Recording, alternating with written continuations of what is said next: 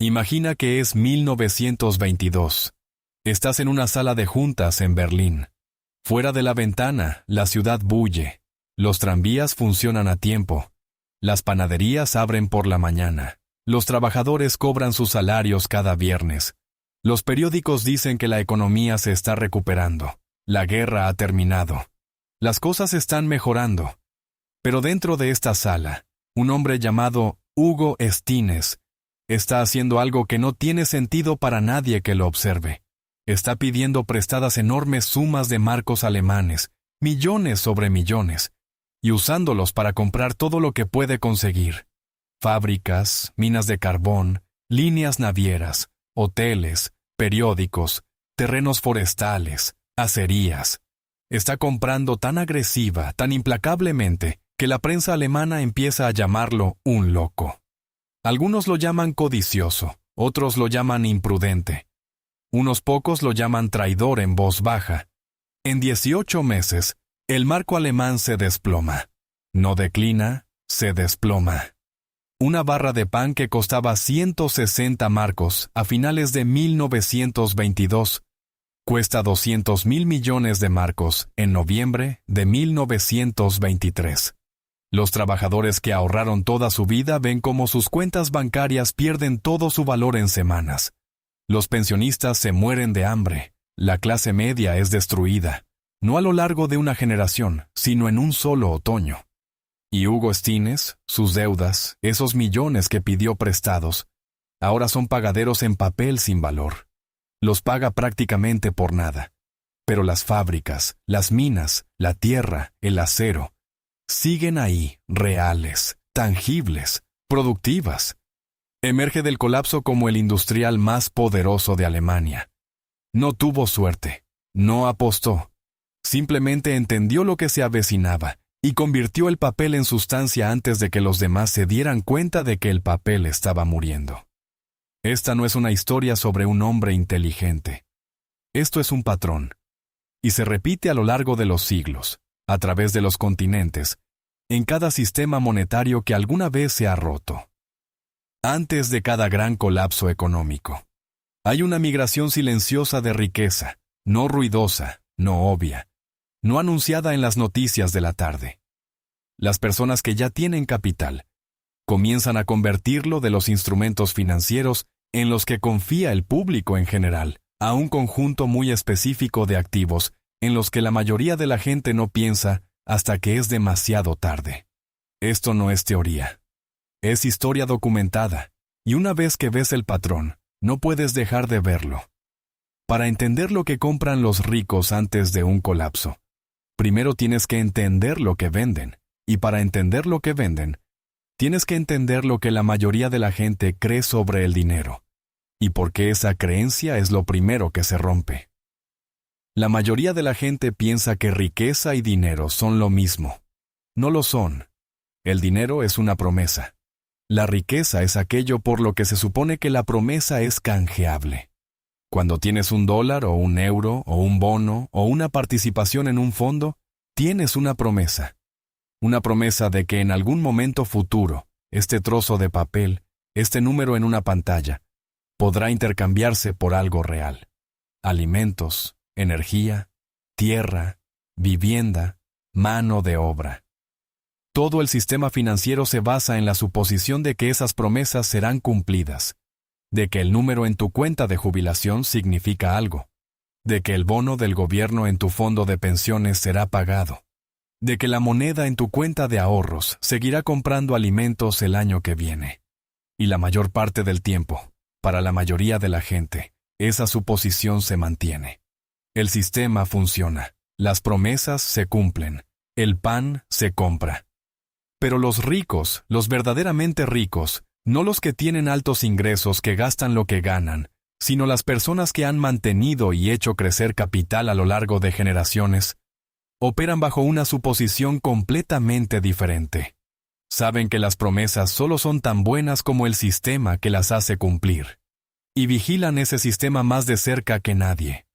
Observan las ratios de deuda. Observan el balance del Banco Central. Observan la brecha entre lo que un gobierno debe y lo que puede recaudar de manera realista en impuestos. Observan las dinámicas políticas que hacen imposible la reforma fiscal. Y cuando las cuentas dejan de cuadrar, no cuando se rompen, sino cuando queda claro que eventualmente deben romperse, comienzan a moverse, no de golpe, no en pánico, silenciosamente, metódicamente, hacia activos que no dependen de que se cumpla una promesa. Ese es el mecanismo. Eso es lo que la gente no ve. Los ricos no predicen colapsos. No tienen bolas de cristal. Tienen contables. Tienen asesores que leen informes de deuda soberana. Tienen oficinas familiares que ejecutan escenarios.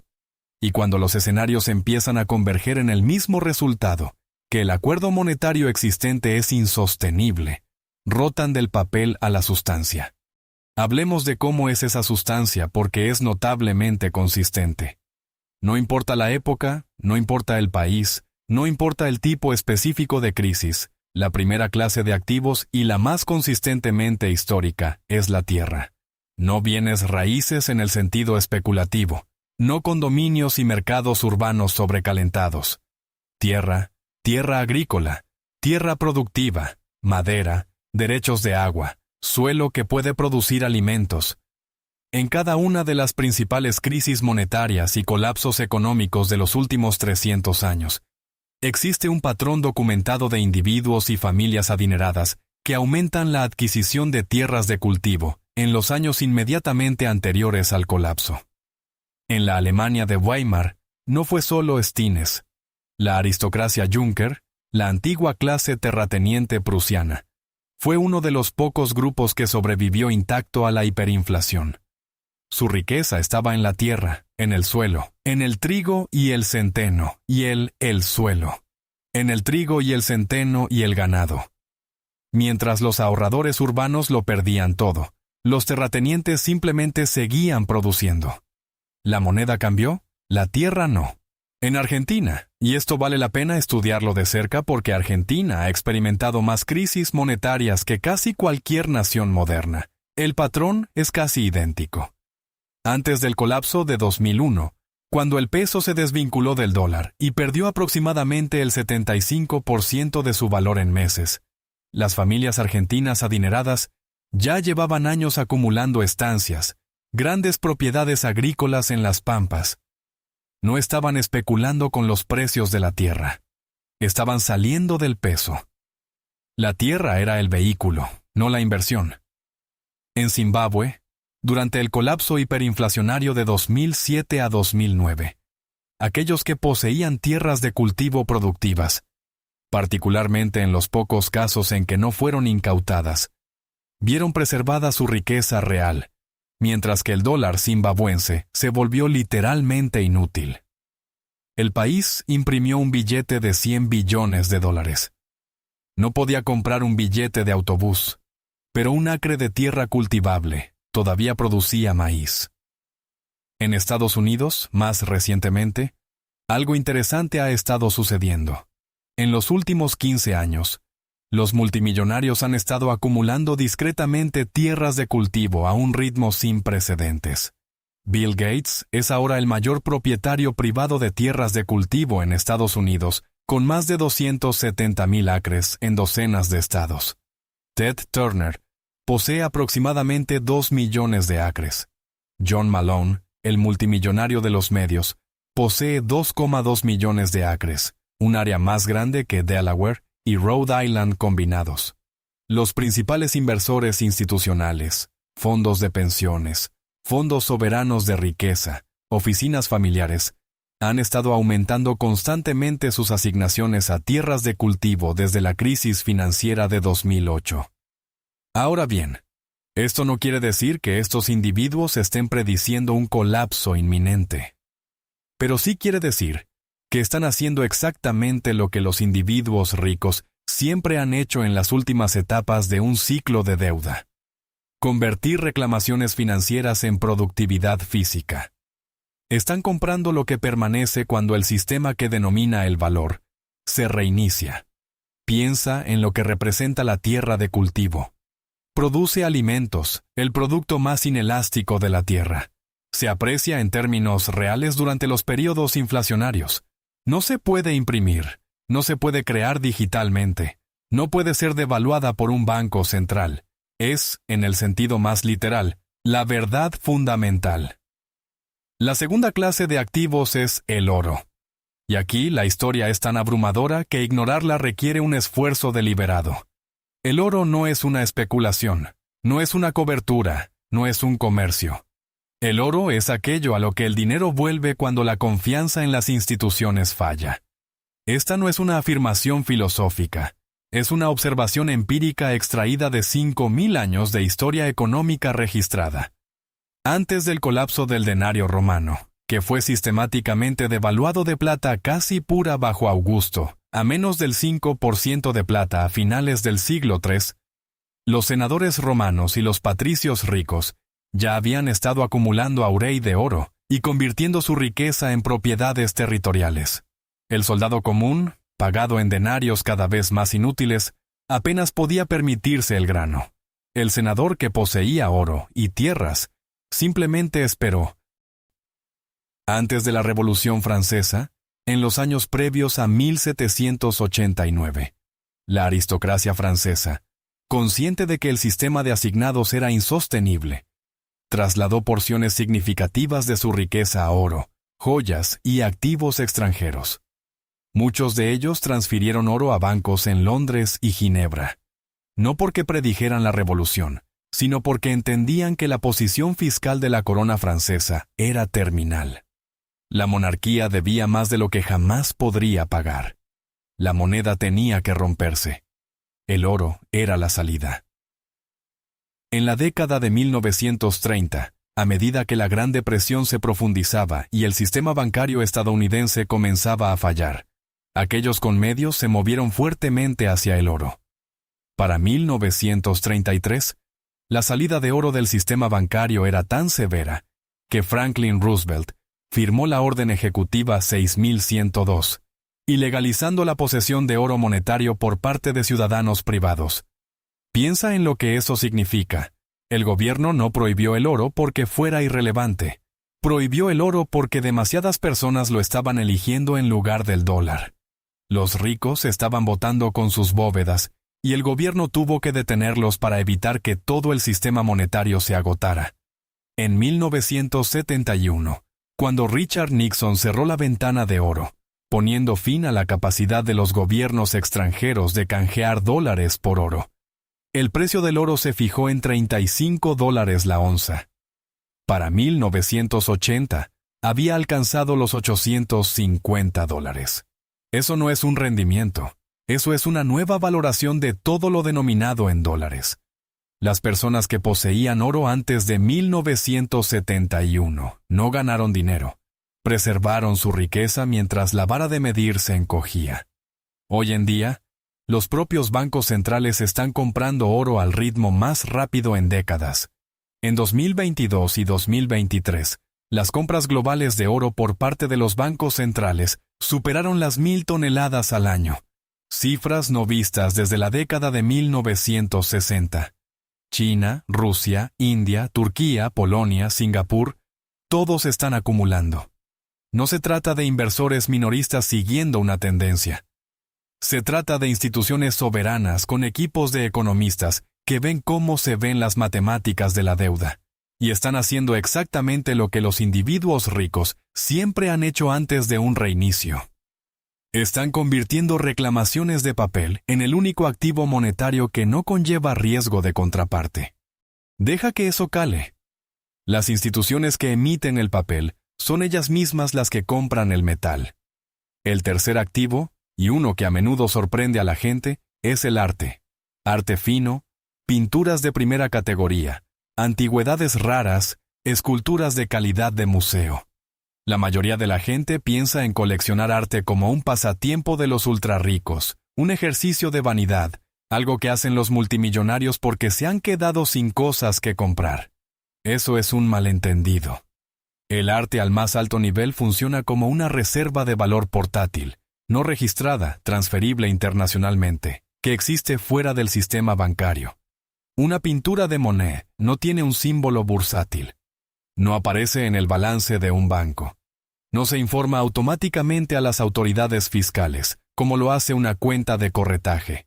Puede almacenarse en un puerto franco en Ginebra o Luxemburgo.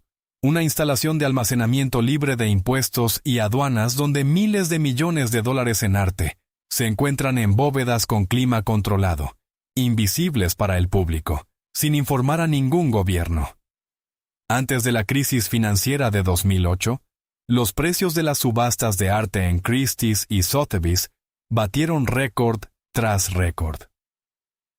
En los 2 años previos al colapso de Lehman Brothers, el mercado del arte registró sus volúmenes más altos de la historia. Los individuos ricos no estaban desarrollando de repente una pasión por el impresionismo. Estaban moviendo su riqueza a una clase de activos no correlacionada, no declarable y físicamente transportable. Esto no es nuevo. Durante la Segunda Guerra Mundial, las familias judías europeas adineradas que lograron sobrevivir al Holocausto, a menudo lo hicieron en parte porque habían convertido porciones de su riqueza en objetos pequeños, portátiles y de alto valor. Diamantes, monedas de oro y pequeñas obras maestras de pintura. Estos podían coserse en el forro de un abrigo, llevarse a través de una frontera o esconderse en una pared. Una cuenta bancaria en Berlín podía ser congelada por el gobierno nazi con una sola orden. Un Vermeer escondido en una casa de campo no. Durante la caída de la Unión Soviética, a medida que el rublo colapsaba y la economía planificada se desintegraba, los oligarcas rusos que emergieron de los escombros se convirtieron en algunos de los compradores de arte más agresivos del mundo. Roman Abramovich, Leonid Blavatnik, Dmitry Ribolovlev no compraban arte porque amaran a Rothko. Compraban arte porque una pintura de $100 millones es $100 millones que ningún gobierno puede congelar, devaluar o inflar. Se guarda en una caja en un puerto franco suizo. No tiene número IBAN. Existe fuera del sistema. Este es el patrón. Cuando el sistema se vuelve frágil, la riqueza se mueve a cosas que existen fuera del sistema. La cuarta clase de activos es la moneda extranjera, o más precisamente, la jurisdicción extranjera. Aquí es donde el patrón se vuelve más incómodo, porque revela una verdad que la mayoría de la gente no quiere confrontar. Los ricos no solo diversifican sus inversiones, diversifican sus países. Antes del colapso del peso argentino en 2001, los argentinos ricos ya llevaban años trasladando dólares a cuentas bancarias en Miami, Montevideo y Zúrich. La fuga de capitales de Argentina en los 2 años previos a la crisis superó los $20.000 millones. La clase media, confiando en el sistema bancario, dejó sus ahorros en cuentas denominadas en pesos. El 1 de diciembre de 2001, el gobierno impuso el corralito, una congelación de todos los retiros bancarios. De la noche a la mañana, los ahorros de los argentinos comunes quedaron encerrados detrás de un muro. Aquellos que ya habían movido su dinero al extranjero no fueron afectados. Antes de la crisis de la deuda griega de 2010 a 2015, las familias griegas adineradas habían transferido un estimado de más de $60.000 millones a bancos en Londres, Suiza y Alemania. Para cuando se impusieron los controles de capital en junio de 2015, limitando los retiros de cajeros automáticos a €60 por día, el dinero ya se había ido. No todo, pero el dinero que importaba. La riqueza generacional, el capital operativo, el colchón. Antes del colapso económico de Venezuela, que se aceleró drásticamente después de 2014, los venezolanos ricos habían estado comprando apartamentos en Miami, Ciudad de Panamá y Madrid, durante más de una década. Doral, Florida, se volvió tan densamente poblada por expatriados venezolanos que los lugareños empezaron a llamarla Doralzuela. Estos no eran inmigrantes que huían de la pobreza. Eran familias adineradas que vieron la trayectoria de la deuda, la dependencia del petróleo, la expansión monetaria y la estructura de incentivos políticos y concluyeron que el bolívar no tenía futuro. No esperaron la confirmación, no esperaron a que la moneda perdiera el 99,9% de su valor. Se movieron temprano, se movieron silenciosamente, y se movieron hacia activos tangibles, denominados en monedas respaldadas por marcos institucionales más estables. Esta es la parte que escuece porque lo que revela es que los ricos tratan las fronteras nacionales como una variable, no como una constante. Para la mayoría de la gente, tu país es tu identidad financiera. Tu cuenta bancaria, tu pensión, tu propiedad, tus ahorros, todo existe dentro de una jurisdicción bajo un gobierno denominado en una moneda. Si esa moneda falla o ese gobierno impone controles, estás atrapado. Los ricos nunca están atrapados porque ya se fueron, no físicamente, sino financieramente. Su riqueza vive en múltiples jurisdicciones, múltiples monedas, múltiples estructuras legales. Un fideicomiso en Liechtenstein, una sociedad holding en Singapur, una cuenta bancaria en Suiza, un rancho en Nueva Zelanda, un pasaporte de Portugal. Esto no es ilegal. La mayor parte está completamente dentro de la ley. Es una ventaja estructural que solo existe para aquellos que tienen suficiente capital para acceder a ella. Y significa que cuando el sistema se rompe, cuando llega el corralito, cuando se imponen los controles de capital, cuando la moneda se redenomina, las personas que diseñaron el sistema o se beneficiaron más de él ya están al otro lado del muro. La gente que confió en el sistema es la que quedó atrapada. Ahora, hay una quinta categoría, y es la más moderna y, en cierto modo, la más reveladora. Es la infraestructura. No la infraestructura pública, sino la infraestructura privada, el tipo de infraestructura que proporciona servicios esenciales. Agua, energía, datos, logística, y genera ingresos independientemente de lo que haga la economía en general. En los años posteriores a la crisis financiera de 2008, hubo un cambio enorme y en gran medida no reportado en la asignación de capital institucional. Fondos soberanos de riqueza, grandes dotaciones y oficinas familiares de patrimonio ultra alto comenzaron a invertir capital en activos de infraestructura, autopistas de peaje, puertos, redes eléctricas, plantas de tratamiento de agua, centros de datos, redes de oleoductos. La lógica es la misma que la de las tierras de cultivo, pero a mayor escala. Son activos que producen ingresos esenciales. La gente necesita agua, independientemente de si el mercado de valores sube o baja. La gente necesita electricidad, independientemente de si la moneda es fuerte o débil. Los camiones todavía necesitan cruzar puentes.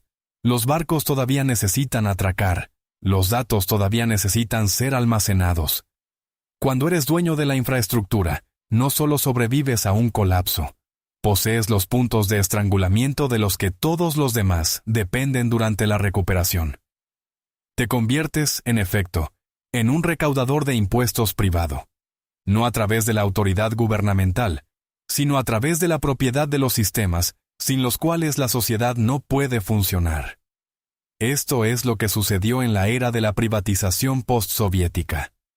Un pequeño número de individuos bien conectados adquirieron infraestructura estatal, oleoductos, fundiciones de aluminio, redes de telecomunicaciones, minas de níquel, por fracciones de su valor real.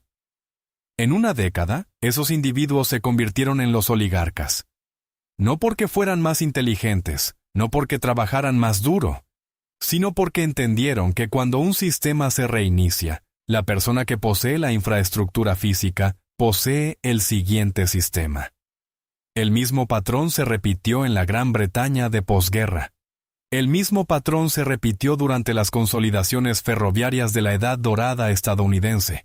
El mismo patrón se repitió en la Alemania posterior a la reunificación, donde el capital occidental adquirió infraestructura industrial oriental con grandes descuentos. El activo cambia de forma. El patrón no. Así que retrocedamos y veamos lo que hemos descrito. Antes de cada gran colapso económico, ocurre la misma migración. La riqueza se mueve del papel a la tierra, de la moneda al oro, de las cuentas reguladas a los valores portátiles, de la jurisdicción nacional a la extranjera, de los activos financieros a la infraestructura física. Esto no es una conspiración. No hay una reunión secreta donde los multimillonarios deciden comprar tierras de cultivo simultáneamente. Es algo más estructural que eso y, en cierto modo, más inquietante. Es un comportamiento emergente impulsado por una simple realidad. Las personas que tienen más capital también tienen más acceso a información sobre la fragilidad del sistema. Pueden permitirse los analistas, las estructuras legales, las cuentas internacionales y los asesores que entienden las matemáticas de la deuda soberana. No necesitan predecir el futuro, solo necesitan leer el presente con más precisión que los demás. Y el presente ahora mismo está diciendo algo muy específico. Veamos las cifras. La deuda soberana global supera actualmente los 100 billones de dólares. Solo la deuda nacional de Estados Unidos supera los 34 billones de dólares. La Oficina de Presupuesto del Congreso proyecta que los pagos de intereses de esa deuda superarán el billón de dólares al año en los próximos 24 meses, superando el presupuesto de defensa completo. La relación deuda-PIB de Japón supera el 260%. La deuda total de China, incluyendo el gobierno local, las empresas y los hogares, supera el 300% del PIB. El balance del Banco Central Europeo se expandió de aproximadamente 2 billones de euros en 2014 a casi 9 billones en 2022. Nada de esta deuda se pagará en términos reales. Eso no es una opinión, es aritmética. Cuando la deuda de un gobierno crece más rápido que su economía, de forma persistente, estructural, sin un mecanismo político para revertir el rumbo, solo hay 3 posibles resultados. 1. Impago. El gobierno simplemente se niega a pagar. Esto destruye el mercado de bonos, colapsa el sistema bancario y típicamente desencadena una depresión. Es políticamente catastrófico. Casi ningún gobierno importante incumple voluntariamente la deuda en moneda nacional. 2. Austeridad. El gobierno recorta el gasto y aumenta los impuestos lo suficiente como para cerrar la brecha.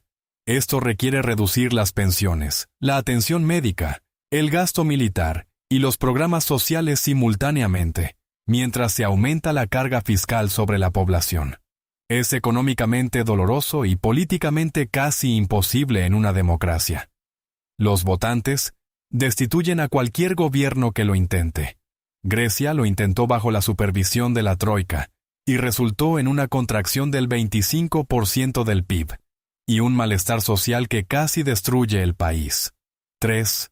Inflación. El gobierno permite o anima al Banco Central a mantener las tasas de interés por debajo de la tasa de inflación, erosionando efectivamente el valor real de la deuda con el tiempo. La deuda se paga, pero en moneda que compra menos. Los ahorradores son gravados silenciosamente. Los salarios se quedan atrás de los precios. La clase media se reduce. Las cuentas del gobierno mejoran. Este es el camino de menor resistencia. Históricamente, es el camino que casi siempre se elige. Esto es lo que los economistas llaman represión financiera.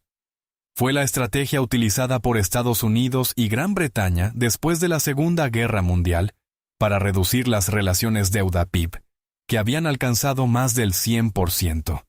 De 1945 a 1980, las tasas de interés reales en Estados Unidos fueron negativas durante aproximadamente la mitad del periodo. Si tenías bonos del gobierno, perdías poder adquisitivo de forma lenta, invisible y continua. El gobierno no incumplió, no recortó drásticamente el gasto, simplemente dejó que la inflación se comiera silenciosamente la deuda y los ahorros de cualquiera que tuviera dólares o bonos denominados en dólares. Funcionó. La deuda PIB cayó de más del 110% a menos del 35%. Pero el costo lo soportaron enteramente los ahorradores, la gente que confió en el sistema, la clase media. Los ricos, aquellos que poseían tierras, oro, acciones, infraestructura y activos extranjeros, vieron aumentar su riqueza real. Esa es la trampa. Y aquí es donde el patrón histórico se vuelve directamente relevante para hoy, porque las condiciones que preceden a cada gran transferencia de riqueza, deuda soberana excesiva, balances de bancos centrales en expansión, tasas de interés reales negativas, incapacidad política para reformar, y una brecha creciente entre los valores de los activos financieros y la productividad económica subyacente. Están todas presentes ahora mismo, no en un país, sino a nivel mundial. Cuando ves a multimillonarios comprando tierras de cultivo, no estás viendo una tendencia, estás viendo una señal. Cuando ves a los bancos centrales comprando oro a un ritmo récord, no estás viendo una diversificación de cartera. Estás viendo instituciones preparándose para un mundo donde el actual acuerdo de confianza monetaria no puede mantenerse. Cuando ves que los precios del mercado del arte alcanzan máximos históricos exactamente al mismo tiempo que la deuda gubernamental alcanza máximos históricos, no estás viendo una coincidencia. Estás viendo el mismo patrón que ha precedido a cada reinicio monetario en la historia moderna. Ahora, permítanme ser preciso en algo. No estoy diciendo que un colapso sea inminente. No estoy diciendo que el dólar vaya a fallar el próximo año, o que el mercado de bonos se desplome el próximo trimestre. No hago predicciones. Las predicciones son un juego de tontos. Los sistemas pueden persistir mucho más de lo que cualquiera espera. El denario romano fue devaluado durante 200 años antes de que el sistema monetario se rompiera por completo. La libra esterlina perdió su estatus de moneda de reserva gradualmente durante décadas, no en un solo evento. Lo que digo es esto. Las matemáticas tienen una dirección. Los incentivos políticos tienen una dirección. El comportamiento de aquellos con la mayor información y el mayor capital tiene una dirección. Y las tres apuntan en la misma dirección. Los ricos no están comprando lo que compran porque sean codiciosos. Lo compran porque saben leer. Pueden leer balances. Pueden leer las actas de los bancos centrales. Pueden leer proyecciones demográficas y obligaciones de prestaciones y previsiones de gastos por intereses. Y cuando todos esos documentos cuentan la misma historia, que el acuerdo existente es insostenible, actúan en consecuencia. La pregunta no es si tienen razón. La pregunta es, ¿qué significa para todos los que no tienen el mismo acceso, la misma movilidad, las mismas ventajas estructurales? Porque esos son los que siempre pagan el costo. No las personas que se movieron temprano, sino las personas que confiaron en que el sistema los protegería. En la Alemania de Weimar, la clase media fue destruida, no los pobres. Tenían poco que perder, ni los ricos. Ya habían convertido. La clase media, los maestros, los médicos, los ingenieros, los funcionarios, la gente que ahorró diligentemente, que puso dinero en el banco, que compró bonos del gobierno porque creían en el sistema, fue aniquilada. No por la guerra, no por el hambre, sino por las matemáticas de la devaluación monetaria. En Argentina, en 2001, fue lo mismo. El corralito no atrapó a los oligarcas. Atrapó a los comerciantes, a los pequeños empresarios, a los jubilados, a la gente que creía que el peso era seguro porque el gobierno dijo que estaba vinculado al dólar. La paridad se rompió, los ahorros se congelaron, la riqueza desapareció. En Estados Unidos, después de 2008, fue el mismo patrón con un traje diferente. Los bancos fueron rescatados, los propietarios de viviendas no. 11 millones de estadounidenses perdieron sus hogares por ejecución hipotecaria entre 2008 y 2014. Mientras tanto, el programa de flexibilización cuantitativa de la Reserva Federal inyectó billones de dólares en los mercados financieros, inflando el valor de acciones, bonos y bienes raíces, activos desproporcionadamente en manos del 10% superior de la distribución de la riqueza. El 50% inferior de los estadounidenses no poseía esencialmente ningún activo financiero. No recibieron ningún beneficio de la inflación de activos, pero sí recibieron el costo en salarios estancados, alquileres crecientes y una economía que se recuperó en papel, pero nunca se recuperó en la realidad. Esto no es una conspiración, es una estructura. El sistema está diseñado, no maliciosamente sino mecánicamente, para socializar las pérdidas y privatizar las ganancias. Cuando el sistema funciona, todos se benefician hasta cierto punto. Cuando se rompe, las pérdidas fluyen hacia abajo y las recuperaciones fluyen hacia arriba. Los ricos no causan esto, simplemente lo entienden y se posicionan en consecuencia. Entonces, ¿qué significa esto para alguien que está viendo esto que no es multimillonario, que no tiene una oficina familiar o un fideicomiso en Liechtenstein o 200,000 acres de tierras de cultivo en Kansas? No voy a dar consejos de inversión. Eso no es lo que hace este canal. Pero diré esto. Entender el patrón es en sí mismo una forma de protección. No porque puedas replicar lo que hacen los ultrarricos a su escala, no puedes, sino porque comprender el mecanismo te permite dejar de hacer lo único que garantiza que estarás en el lado equivocado de la transferencia. Y esa única cosa es la confianza ciega. Confianza en que la moneda mantendrá su valor porque siempre lo ha hecho. Confianza en que tu pensión estará ahí porque fue prometida. Confianza en que el gobierno protegerá tus ahorros porque eso es lo que se supone que deben hacer los gobiernos. Confianza en que el sistema es estable porque nadie en televisión dice lo contrario. Las personas que resultan heridas en cada colapso no son las que hicieron malas inversiones. Son las personas que no tomaron ninguna decisión en absoluto, que asumieron que la configuración predeterminada era segura, que no miraron las matemáticas porque asumieron que alguien más las estaba mirando por ellos. Los ricos no confían en el sistema, usan el sistema. Hay una diferencia. Y cuando el sistema muestra signos de falla estructural, se mueven hacia activos que existen independientemente de él. Tierra, oro, infraestructura esencial, bienes portátiles de alto valor, jurisdicción extranjera, cosas reales que producen valor real o tienen escasez real, independientemente de lo que haga cualquier banco central. Los nombres de los activos cambian ligeramente de siglo en siglo. El principio no. Este es un análisis histórico y educativo. No es un consejo financiero o de inversión. Lo que hagas con tu propio capital en tus propias circunstancias es tu propia decisión. Hay una cosa más que vale la pena decir, y es la parte que hace que este patrón sea tan difícil de aceptar para la mayoría de la gente. Cada vez que esto sucede, cada vez que un sistema se rompe y la riqueza se transfiere hacia arriba, hay un momento después en el que todos hacen la misma pregunta. ¿Cómo no vimos venir esto? Y la respuesta siempre es la misma. No lo viste venir, porque las personas que sí lo vieron venir no tenían ningún incentivo para advertirte. El banquero que sabía que el mercado hipotecario era insostenible en 2006 no salió en televisión a decirlo. Compró Credit Default Swaps. El industrial que sabía que el marco estaba muriendo. En 1922 no escribió editoriales. Compró fábricas. El oligarca argentino que sabía que el peso estaba condenado en 2000 no organizó una protesta. Transfirió dólares a un banco en Miami. Las personas que entienden el sistema no intentan arreglarlo. Se posicionan alrededor de él, y luego, cuando se rompe, compran lo que queda con descuento. Esto no es cinismo, es historia. Y el patrón ya está en movimiento. La pregunta nunca fue si los ricos se preparan para los colapsos. Siempre lo hacen.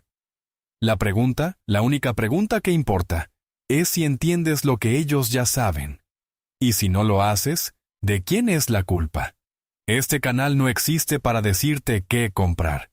Existe para mostrarte los patrones que la mayoría de la gente no ve hasta que el costo ya ha sido pagado.